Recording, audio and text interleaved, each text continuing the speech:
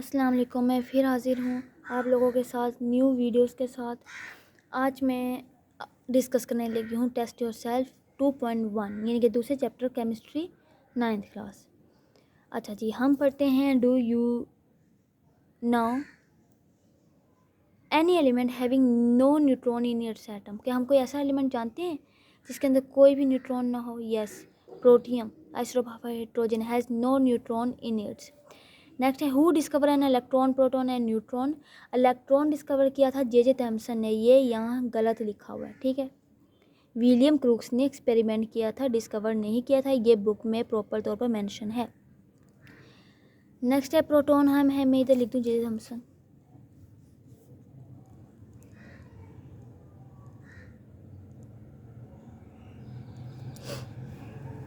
Next है proton Goldstein ने। Next है न्यूट्रॉन चडविक ने। नेक्स्ट है how does the electron differ from A neutron. Electron is a negative charge और जो न्यूट्रॉन है उस पर कोई चार्ज नहीं होता है। और इलेक्ट्रॉन रिवॉल्व करते हैं न्यूक्लियस के गिर्द और जो न्यूट्रॉन होते हैं वो न्यूक्लियस के अंदर प्रेजेंट होते हैं। एक्सप्लेन करें how anode rays are form from the gas present in a discharge tube. Anode rays are produce होती है गैस डिस्चार्ज ट्यूब में, क्योंकि due to the collision of cathode rays with the residual gas present in the discharge tube. Next है मेरे पास test yourself 2.2। How was it prove that whole mass of an atom is located in its centre. Rutherford ने prove किया था most of the alpha particle pass through the gold foil which prove that most of the volume occupied by an atom is empty. ये book में proper question है, answer है इसका। Only few particle was bound back which shows the whole the mass of an atom is located in the centre of atom. Results open करें हम लोग Rutherford के, उसमें ये आंसर मिलेगा। How was it show that atomic nuclei are positive charge. Rutherford experiment prove किया था that alpha particle bound back हुए at a very large angle पर और centre of positive charge atom है, क्योंकि वो बहुत ज़्यादा एंगल पर रिफ्लेक्ट हो गए थे इस तरीके से। तो इसी पता चला कि वो जो सेंटर में चार्ज है वो पॉजिटिव चार्ज है जिसकी ओर बहुत ज़्यादा सख्त है। इसका आंसर भी आपको बुक में यहाँ से करना चाहिए, यहाँ से कर लें, अदरवाइज बुक में इसका आंसर है एक्सपेरिमेंट्स में, रिजल्ट्स में। नेक्स्ट है name the particles which determine the mass of the atom. Proton और न्यूट्रॉन। अच्छा, आपने बताना है क्लासिकल थ्योरी ऑफ रेडिएशन ये डिफरेंट कैसे हैं क्वांटम थ्योरी से। ये टेबल बना हुआ है प्रॉपर बुक के अंदर, आपने वहाँ से करनी है। इसके मुताबिक जो चार्ज है ना पार्टिकल शुड भी रिलीज़ करेंगे और इमिट करेंगे एनर्जी को कंटिन्यूसली, और किस में गिर जाएंगे? न्यूक्लियस में। और इसके मुताबिक as long as electron remain एक पार्टिकुलर ऑर्बिट में और does not emit energy and release energy, the energy is emitted और observed only when it jump from one orbit to another orbit, ठीक है। लेकिन जो सही थी ना वो क्वांटम थ्योरी थी। How can you prove that angular momentum are quantize. आप कैसे प्रूव कर सकते हैं जो एंगुलर मोमेंटम है ये क्वांटिटाइज है, यानी फिक्स एनर्जी है। किस के ज़रिए इन्होंने ना ये हमें दिया हुआ है फार्मूला mvr = NH/2π, ये इसके बराबर है, पूरी वैल्यू के बराबर। अच्छा जी, वो कह रहे हैं ये आंसर यहाँ से स्टार्ट हो रहा है by putting the value of h and pi. इसमें हमने h की और पाई की वैल्यू पुट करें। पाई की क्या आती है 3.14 और h की वैल्यू मेरे पास क्या है 6.63 10⁻³ हाइट।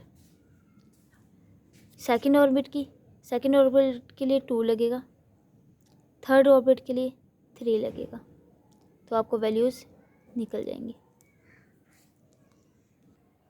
नेक्स्ट है 2.3 टेस्ट योरसेल्फ।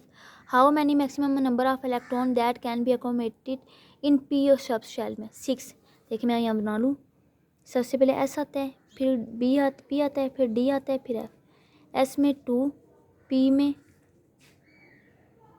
10 6 सॉरी कितने हैं 6, डी में 10 और इसमें 14, तो पी में कितने आएंगे 6। आप बता रहे हैं सेकंड ऑर्बिट्स में कौन कौन से सेकंड है, पहला ऑर्बिट और 2 ऑर्बिट। एस और पी सब शेल आएंगे सेकंड शेल में, why does an electron first fill 2p orbit than 3s।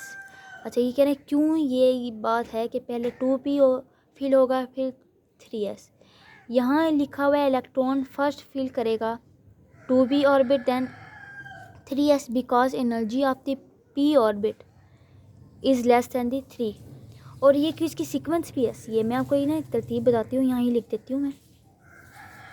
Formula है school school public school public school. मैं अभी तक सिर्फ यहीं तक कराऊँगी, स्कूल स्कूल पब्लिक स्कूल, क्योंकि आप लोगों की क्लास में इतना ही है। देखे ना, वो कह रहे हैं ये 1 है, ये 2s है, ये 3s है, ये मेरे पास 4s है, ये 2p है, ये मेरे पास 3p। वो कह रहे हैं इसकी बात हो रही है कि पहले ये फिल क्यों हो रहा है, ये फिल क्यों नहीं हो रहा।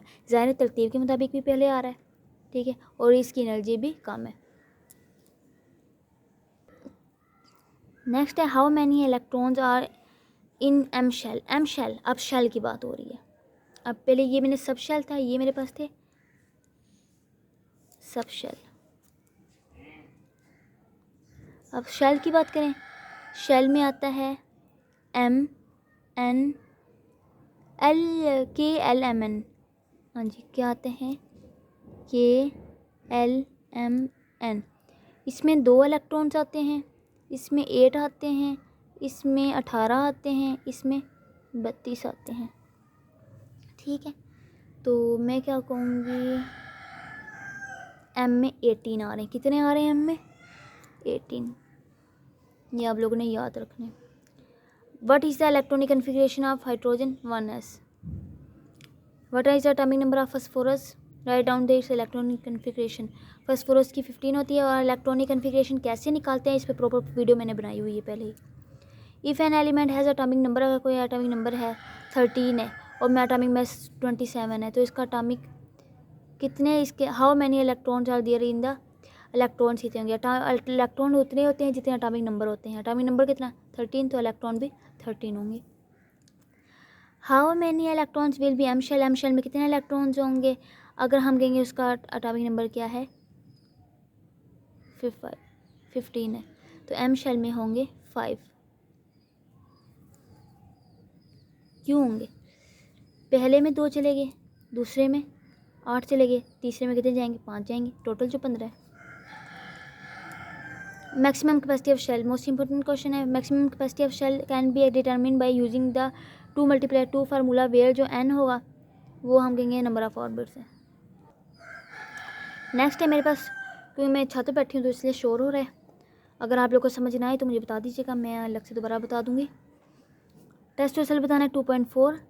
Y do you isotopes of an element have different atomic masses? Because due to present of different number of neutron, क्योंकि इसके अंदर न्यूट्रॉन की ज़्यादा डिफरेंट होती है ना। हाउ मैनी न्यूट्रॉन्स आप प्रेजेंट होते हैं कार्बन 12 और कार्बन 6 में? कार्बन 12 में 6 न्यूट्रॉन है, कार्बन 13 में 7 है। Which of the isotope of hydrogen contain greater number of neutron? तो आपने कहना ट्रिटियम, इसके न्यूट्रॉन 2 होते हैं इसमें। Give one example of radio active isotopes in medicine and radiotherapy. ये एप्लीकेशन ऑफ आइसोटोप्स में है, वहाँ से आप लोगों ने पूरा टॉपिक करना है, सेम ही एज इट इज़ लिखा हुआ है। नेक्स्ट है मोस्ट इंपॉर्टेंट क्वेश्चन है जो बार बार आता है, how is the goitre is thyroid glands detected? तो आइसोटोप हम यूज़ करते हैं 131 और use for the diagnosis of the goitre in thyroid gland. Define nuclear fission reaction, ये भी आप लोगों ने बुक से करना है। इसका क्या मतलब होता है कि हम जब यूरेनियम 235 तोड़ बम्बार्ड करते हैं विद स्लो मूविंग न्यूट्रॉन के साथ, यूरेनियम जो होता है ना ब्रेक डाउन टूट जाता है और क्या पैदा करता है? बेरियम पैदा करता है और क्रिप्टॉन पैदा करता है और 3 न्यूट्रॉन पैदा करता है, ठीक है। ये मेरे पास है यूरेनियम, ये टूट गया, इसने बेरियम पैदा किया, ठीक है, प्रोड्यूस किया, क्रिप्टॉन और 3 न्यूट्रॉन और साथ एनर्जी रिलीज़ हुई। ये इंपॉर्टेंट क्वेश्चन है तीनों लास्ट वन।